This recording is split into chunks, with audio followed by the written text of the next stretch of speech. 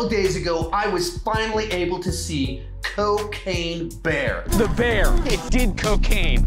The cinematic experience of the year, maybe the decade, but we had slightly different opinions on the film. So let's talk about it.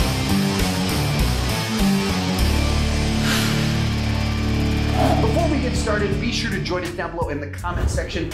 Let us know, what did you think about Cocaine Bear, and how relatable did you find the movie was for you in your personal life? Hi, my name is Sean, and I love to talk about movies way too much, and I'm very excited to be able to do that today with Tessa Smith, Mama's Geeky. Where can we find you on the internet real quick? Yeah, check me out at mamasgeeky.com or here on YouTube, Mama's Geeky. All the links will be down below in the description. So we both saw the movie. Probably both of us enjoyed seeing a bear do cocaine and eat people alive. I do cocaine! Cocaine's a hell of a drug. But with the film as a whole, I believe we landed a little bit different places on it. For me personally, thoroughly enjoyed the schlocky fun of what the title promised, but felt like there wasn't enough bear in the movie. And when we spent time with some of the characters, especially like at the beginning, there's like big chunks where like, we spent a lot of time with these people that I don't care all that much about. But I mean, of course, it's been like ambulance sequence and stuff. Like there's some great gnarly kills in there. What was your take on it? I mean, I love a gnarly kill. And there was enough of them in this movie to really satisfy me. I agree. The bear wasn't in there a lot, but I actually kind of dug the story and the people. I think I went in thinking it was going to be horrible, which helped me being like, oh, this is entertaining. And I kind of fell in love with some of the people, and I didn't shed any tears, but I was intrigued by them and their stories. Very emotionally connected to the family ties. I cried constantly. No, but I did really enjoy it. And one of the things that was funny, and I'd like your opinion on this, I was talking to a friend about it, and I was like, well, the CGI was not great. Just didn't expect it to be. Right. And I'm not even talking about the bear. I'm sure you know what I'm talking about the other things, like when someone falls from a tree, it looks horrible. And my friend said, I would have been very disappointed if the CGI had been on point. Yeah. And then I kind of related to that. Yeah, well, I think it's like snakes on a plane, that you know you're going in for a schlocky concept and you kind of want the rough edges. Like you're supposed to watch and that looks a little bit janky. That doesn't look quite right. That's what you want and expect going into it. Yeah, and there's some spot there. This is spoiler free, right? I believe so. Yes. Okay, because there's one thing. Okay, we'll keep it. There's a certain thing that happened at one point with a gun. Yes. That's all I'll say. Okay. Yes. Okay. And my jaw dropped, and I laughed hysterically. And I think from that moment on, I was like, well, I don't know what I'm watching. I am totally here for this. And that's what the movie does so well. There's a bunch of those moments where you're just like, whoa, they just did that. It went down, and whoa, and it's in your face with and very much in this, just kind of literally in your face with what happens. And it's right there, just shocking. And all of that stuff, I was on board for it. Just the goofy, schlocky, ultra-violent fun. Murder's totally fun, right? Always. It's always a good time. Yeah, and relatable for me personally. Exactly. But like especially at the beginning, it kind of starts off with a kill, and then we spend a bunch of time meeting everybody, and it's sort of like, well, this is taking a little bit while to get going. And that's some of the stuff for me where it lost some of its. I think maybe even my primings for it were a little bit off. Where I'd heard the people that loved it. It started on Rotten Tomatoes. Its initial score was 100% because they cheated. Yeah, the score came out early. There was some review, whatever that was. The first 6 reviews were all positive, and for Rotten Tomatoes system wasn't supposed to put that up, but they did. So like 100%. Oh, interesting. And then a bunch of people were like, "It's almost Cocaine Bear, yeah." So oh man, all right, I'm pumped for it. And then as I was going in, the group that I was kind of with ended up going to 2 different showings. It was very odd, confusing. And the first group did not like it. Really? And they were like super negative. They didn't even have fun with the schlock value. It was like, I don't know how you don't get some enjoyment out of a bear snorting cocaine. That's fun. Yes. And then a bear eating a bunch of people. That's also fun to watch. So put it together. And so then it was like a very weird set of primings. And every movie, when you watch it, your experience going into the theater, your expectations going to shape it. So you go in with like, it's amazing, it's wild, crazy, it's bonkers. And then like, it was awful. It might be the worst movie I've seen in 5 years. And you're like, what?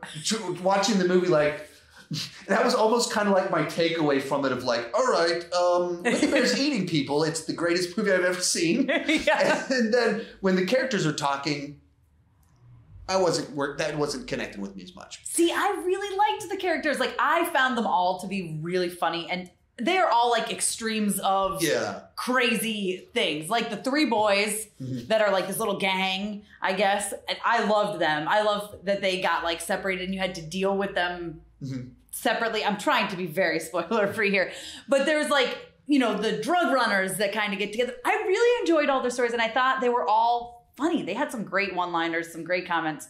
The ranger lady really trying to impress that guy was hilarious. You know, just talking to him about maps, and she's like, "Did you notice my nail polish?" Like that stuff to me. I'm like, I wonder even if like the context, like I was getting pretty jet lagged. So I'm very rarely tired during movies. I was actually like, I'm like getting sleepy away. I just don't normally get like that, but I've just had so much crazy.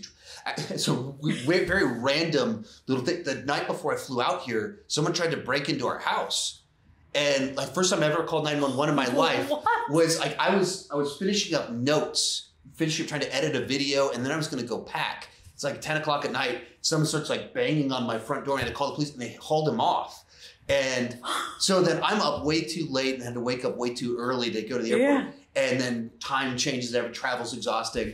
And so I was more tired than I normally would be. And I went to the movie with a group of critics. That's maybe not. And you didn't do any cocaine beforehand. Because I don't have a dealer here. I'm sure there's a ton of great dealers here. See, you could have introduced me to someone. I'm so sorry. Hopped up. But maybe that factors into it if I've watched it with kind of that audience while not like disturbed by crazy. Maybe this guy that was trying to get in my house was coked out of his mind. That's possible. It's a lead-in. And you think, the cocaine, it's not funny. That guy tried to break into my house. It's funny. My son almost had to defend the house with his plastic lightsaber, which he was literally holding to fight back the guy. That's so sweet. It was a surreal moment because like there's a guy breaking. I'm like, this is like the most afraid I've been in my life. Yeah. My son's like, do I need to protect And then the 2 girls are upstairs sleeping and they didn't even wake up. That's great. We're talking about Cocaine Bear. Well, my screening was a press screening, which you never know going into. It's true. I have gone into them where they are like, you need to be silent and write notes. And I mean, also, it's Cocaine Bear. Come on. You're going to see a movie called Cocaine Bear. I don't know what you expect. It's not a type of sit and take notes and be very, critical and exactly.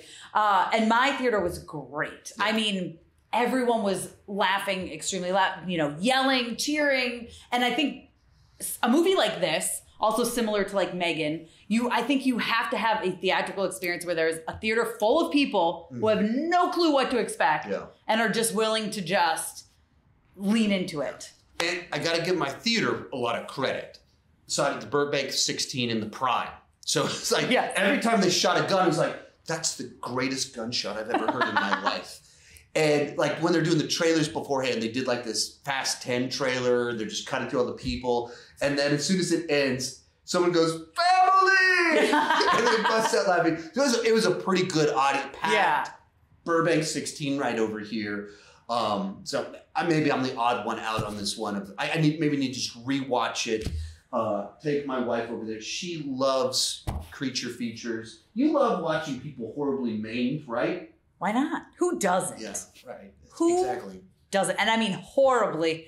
It gets crazier and crazier. The ambulance, like you were talking about, you're like, what is happening right now? And it's funny because my friend went and saw it. She's on the East Coast, and she went to a press screening right before I did. And she called me on the way. And she's like, I just want to warn you, there's 2 mid-credits. There's not an end credit, so you don't have to stay. She goes, also, this is the most Tessa movie I've ever seen. You're going to love it. And I was like, okay. And so that raised my bar way up. So it could have gone bad. Instead, I was like, oh no, yeah, this is my jam. Yeah. It's ridiculous. The one-liners are, there's so many, I don't want to ruin them, but there's one about an animal that the guy says to the ranger that when she's sitting on him about it was one of my favorite things. I'm not even going to ruin it for you guys.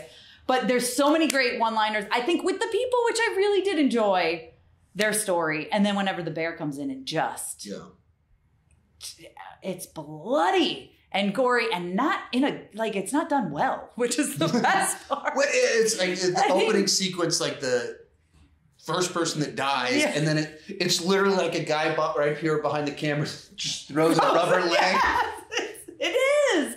And you're like, this is what they're doing here. This is the value they're going for. And it's fantastic. Like, it feels like a movie that was not shot recently. Mm-hmm. But well, it's exactly. great. That's true. That's a good way to phrase it. Of like it doesn't feel like what movies feel like these days. It feels like the sort of little bit more kind of like, let's just have fun with it. That doesn't feel as prominent, in especially with wide released films. This is what you see on direct to video, and this is that they got Han Solo, and to play this heartbroken son of a drug lord. I think that's why this really worked. Like my friend said, right? If the CGI was perfect, I would have been more upset, and I think it wouldn't have worked if they tried to take it self seriously. I don't think it would have worked. They knew what they were making here. Elizabeth Banks very much knew what she was directing, and it's a bear doing cocaine. Yeah.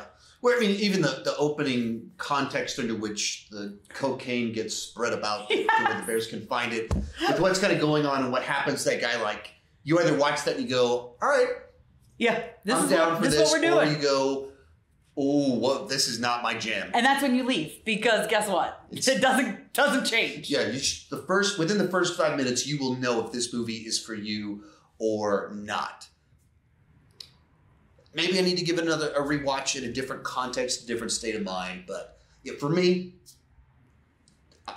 I felt like it was like a 30 minutes of what I wanted, and then an hour of stuff that I was less interested in. And even as you kind of described the characters, like there was like a lot of things that were kind of endearing in there. And it's like maybe it's kind of your expectations. You go in to see a bear snorting cocaine and eating people, and you see a sheriff talking about his foo-foo dog. That's so funny. He missed her so much. And he only had her for one day, guys. But he loved his dog. Spoilers. Whoa. Gotta put spoiler warning. Sorry. But he was like, I just got her. That's what he said. It was and it was very, so cute with little very bows. Heartfelt. So, anyway. Cocaine Bear, I still haven't decided what score I would give it, because it was so many things were so fun and a bunch of things like, I'm just not sure about that. And was that just my state of mind? Was that that I was tired? I don't know, but you loved it. I loved it. I was like, in my heart of hearts, I want to give this thing a 5 out of 5, but I also feel like I need to be reasonable and roll it back a little bit. Like, that's how much I loved it, though. I was like, this is the best movie ever, but also I need to, I'm a professional here. So I gave it a 4 out of 5, which is not much different, but I just had so much fun with it. And also, to your point, an hour and a half. It was only an hour and a half long, which is, there's way too many movies that are far past that right now. You're in and out. Last year, I felt so exhausted by 3-hour movies. Even some of the ones that I really enjoyed, being like, oh, another movie that's so long, that anytime something was 90 minutes, like, I wasn't going to go see Elvis. Like I guess I'm not going to make it see. And then I took my kids to go see the Minions movie to the press screening on the wrong day. Literally, I went the wrong. And so I took them home and was like, I guess I got a free night to go to the movies. I guess I have to see Elvis. And I really liked it, but it's just such a big investment when you have kids and you're busy. 3 hours, it really is tough. And so you either get that. I've had a bunch of people like, well, if the pacing's wrong, what's the issue? Like, time is so precious for me. And a 3-hour block is really hard when you add in traffic. I was going to say, you got to add in the travel too.